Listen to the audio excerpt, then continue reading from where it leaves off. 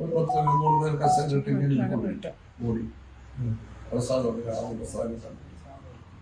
പ്രസാദം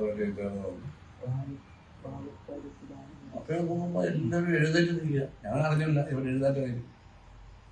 അവിടെ ഇരിക്കുന്നവർ മൊത്തം പ്രായ വ്യത്യാസമില്ല എഴുന്നേറ്റ് നിൽക്കുക. ഞാൻ പിന്നെ അവിടെ ഇരുന്നു. അപ്പൊ എന്നോട് എന്നാ ബാബുരാജൻ ജില്ലാ കമ്മിറ്റി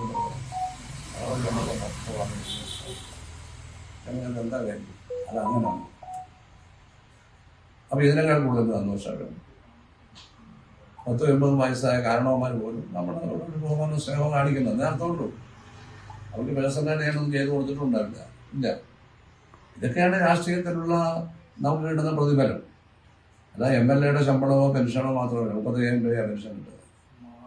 ഡൽഹിയിലിരിക്കുന്ന KV തോമസിന് 12 ലക്ഷം രൂപ യാത്ര ചെലവ് മാസം, 2 ലക്ഷം 3 ലക്ഷം രൂപ ശമ്പളം മാസം. അയാൾക്ക് കോളേജ് പ്രൊഫസറുടെ pension, MLA pension, MP pension, പിന്നെ ഈ ശമ്പളം. ഒരു മാസം എത്ര ലക്ഷം രൂപ കിട്ടും? ഇത്രയും പൈസ ഇത്രയും പൈസ 10-30 ലക്ഷം രൂപയല്ലേ കിട്ടുന്നത് ഒരു മാസം കയ്യിൽ.